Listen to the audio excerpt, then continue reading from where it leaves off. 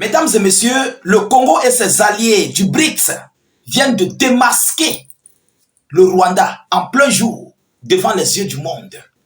Oui, alors je crois que désormais, ça serait clair. Le monde entier va comprendre. Et c'est une information que les médias otaniens ne veulent pas relayer aux yeux du monde. Si le Congo vient de faire ce genre de déclaration, ce qui veut dire qu'ils ont les preuves palpables par rapport à ces multiples déclarations. Qui est-ce qui l'a fait? C'est le porte-parole du gouvernement congolais. Alors, qu'est-ce qu'il a déclaré? Qu'est-ce qu'il a relayé? Oui, on vient de mettre le Rwanda aux yeux de tous pour dire aux yeux du monde que le M23 n'existe pas. C'est ce que le gouvernement congolais veut montrer au monde. Et comment le Congo a fait pour avoir cette information très capitale? Il vient de démasquer le Rwanda. Chers dames, chers messieurs. Alors, ça s'est passé après une interview de M. Paul Kagame face aux médias CNN. Ah oui, ces médias otaniens. Vous savez, lorsque ces gens veulent envoyer des informations, ils utilisent leurs propres médias qui nous combattent d'ailleurs. Mais qu'est-ce que M. Kagame a relayé à ces médias otaniens et que le gouvernement congolais a mis la vérité aux yeux du monde? C'est ce que nous allons voir, mesdames et demoiselles et messieurs. Écoutez les déclarations de Paul Kagame avant que je ne vienne sur les multiples déclarations congolaises. C'est incroyable. Ce qui vient de se produire, c'est incroyable. Alors, rassurez-vous de partager au maximum la vidéoconférence. Au maximum. Partagez pour que le monde entier sache ce qui se passe réellement. C'est ça notre lutte. Lorsque nous voyons comment vous luttez avec nous, nous sommes très heureux. Et ça nous motive, ça nous encourage. Abonnez-vous massivement à nos multiples canaux de réalisation YouTube, Facebook, État d'urgence. Voilà, vérifiez si vous êtes sur la page État d'urgence. N'hésitez non plus de mettre suffisamment d'avis en commentaire. Nous relayons des informations vraies, des informations vérifiées et vérifiables. Alors, mesdames et messieurs, qu'est-ce qu'ils nous disent? Écoutez les déclarations de Kagame. Et puis je viens sur la mise à jour et je dis avec preuve qui a fourni ces informations au Congo.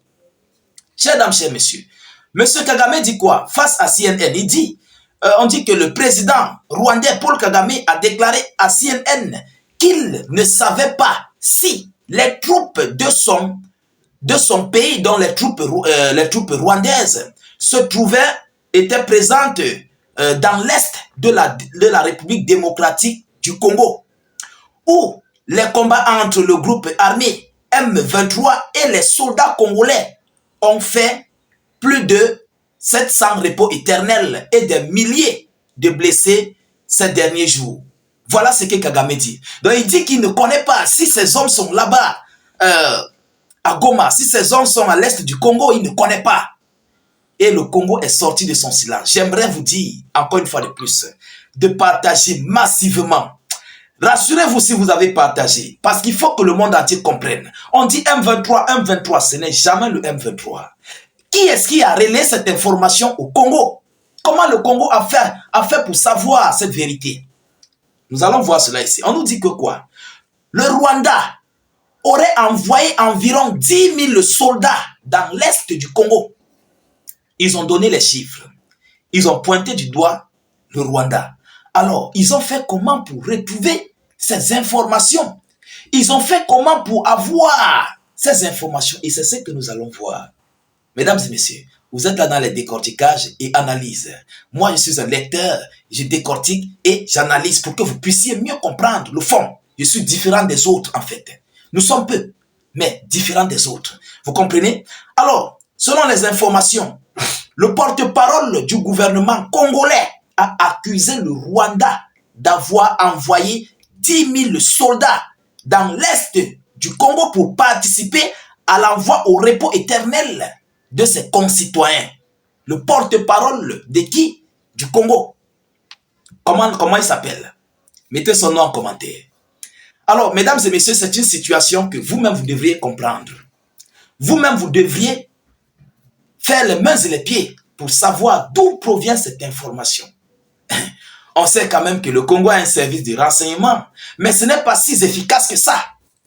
Et cette information a surgi après le voyage, après la visite de M. Tshisekedi, où?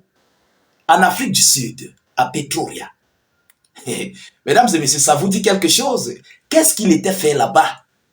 Ce qui veut dire, il y a des choses qui se sont dites là-bas.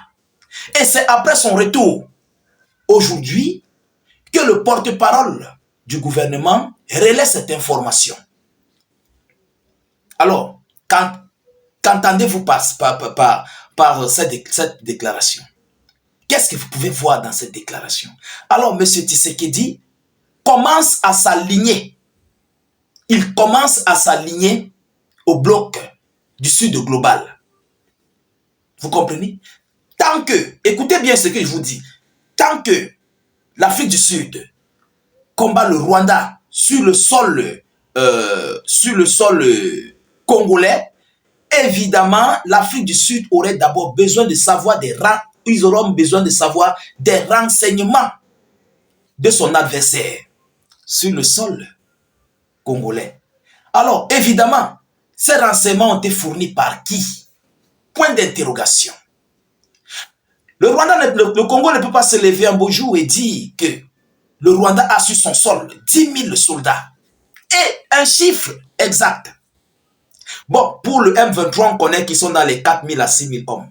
Il dit bien, les soldats rwandais, il ne parle pas du M23, il parle des soldats rwandais. Donc, si on voit soldats rwandais plus M23, nous sommes déjà à 14 000 ou 16 000 hommes.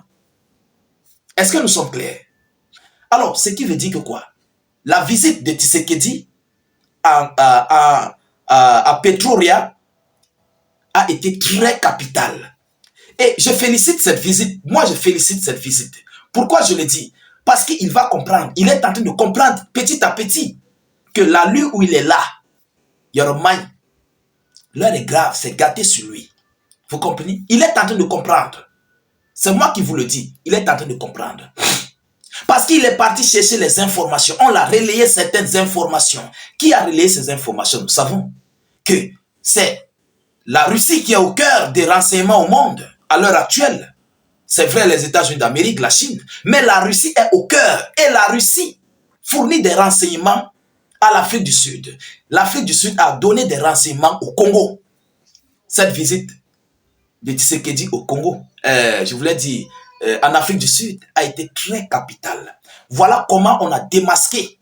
Voilà comment on a démasqué le Rwanda sur le sol congolais. Bon, posez-vous la question, pourquoi c'est après sa visite à Pretoria qu'il vient avoir le chiffre? Mais depuis fort longtemps, depuis belle lurette, les Rwandais sont sur le sol congolais avec le M23. Ils sont là depuis. Mais on n'avait jamais relayé des chiffres.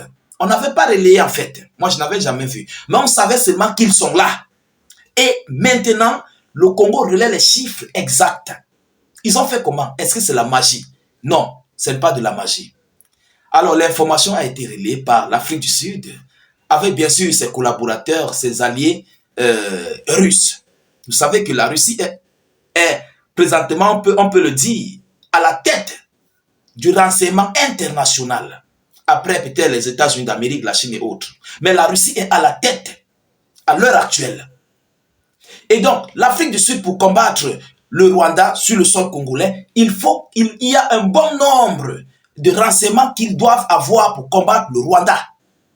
Et c'est là, dans cette posture, que M. Tshisekedi a eu ce renseignement. Est-ce que vous comprenez?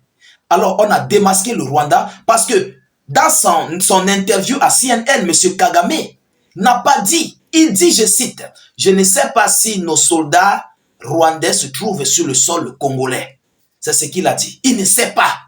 Un chef d'État ne sait pas si ses soldats se trouvent sur le sol congolais. Mais comment voyez-vous cela? Et c'est donc après cette interview que le porte-parole congolais a mis les choses au clair. Tu ne sais pas, non? Bon, nous, on va te montrer que nous savons. Et nous connaissons même le chiffre. Oui, nous connaissons qui sont là et nous connaissons même le chiffre exact. C'est ce que cela veut dire. 10 000 hommes, 10 000 soldats. C'est le gouvernement congolais qui relaie l'information. Alors, mesdames, mesdemoiselles et messieurs, la vérité vient de surgir. Oui, et la situation continue à être gravissime. Les tensions continuent de monter et nous sommes aux aguets de tout ce qui va se passer dans les prochains jours. Alors, partagez la vidéoconférence au maximum. Quant à nous, nous continuons de suivre cette actualité le plus près que possible. Nous ne manquerons pas de vous tenir informés de la suite de ces hostilités congolaises. Alors, je vous prie encore une fois de plus de vous abonner au maximum à nos différents canaux de réalisation YouTube, Facebook, État d'urgence. Et surtout, notre but c'est d'informer le million de personnes. Mettez suffisamment de j'aime et sécurisez la vidéoconférence au maximum. Je vous reviens tout à l'heure pour une prochaine série d'actualités. Soyez encore salués une fois de plus. Ciao, ciao.